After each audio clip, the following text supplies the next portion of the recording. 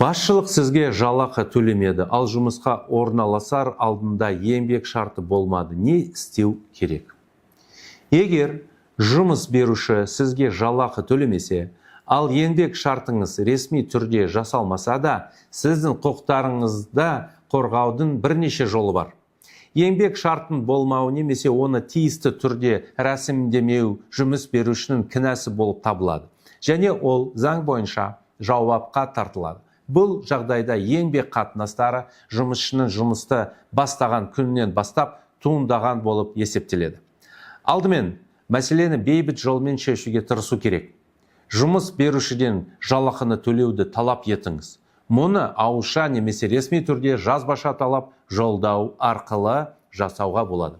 Жұмыс беруші жалақыны айына кемінде бір рет төлеуге міндетті. Жалақыны 15 күн тізбелік күннен артық кешіктіру жұмысшыға жұмысын тоқтата тұру құқығы береді. Бірақ бұл туралы жұмыс берушінің алдын ала ескерту қажет. Еңбек шарты болмаған жағдайда жұмысты орындағаныңызды растау маңызды.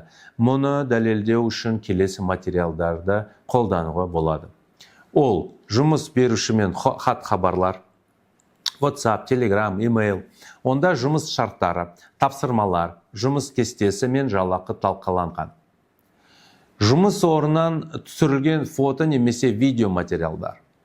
Қоңырау жазбалары, егер заңға қайшы келмесе, әрине. Әріптестердің, клиенттердің немесе серіктестердің куәгерлер түсініктемелері. Жұмыс уақытын есепке алу тәбелдері, кіріп шығу рұқсаттары, қызметтік жазбалар. Банк үзінділері, егер жұмыс берушіден төлемдер жасаған болса.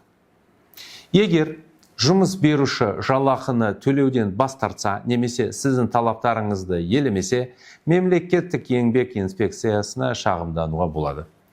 Еңбек инспекторлары еңбек заңнамасын сақталуын тексереді және жұмыс берушінің бұзушылықтарды жоюға міндеттей алады. Оның ішінде жалақы бойынша қарызды өтеу туралы талап қояды. Шағымды жұмыс берушінің орналасқан жеріндегі еңбек инспекциясына немесе егов порталы арқылы жіберуге болады. Егер жұмыс беруші жалақыны төлеуден жалтаруды жалғастырса, келесі қадам ол прокуратураға жүгіну. Жалақыны, жәрдемақыларды және басқа да төлемдерді 2 айдан астам мерзімге жүйелі түрде төлемеу қылмыстық жауапкершілікке әкеледі.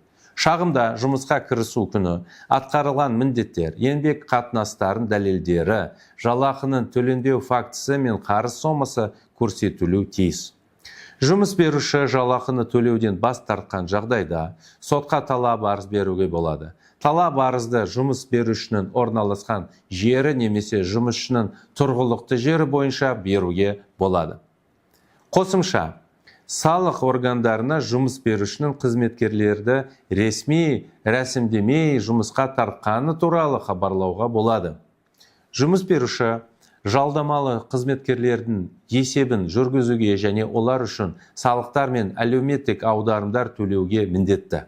Осылайша, жұмысшы еңбек шарты болмаса да, жұмыс істегенін растап, жалақысының өндіріп алу үшін әкімшілік, қылмыстық және сот механизмдерін пайдалана алады.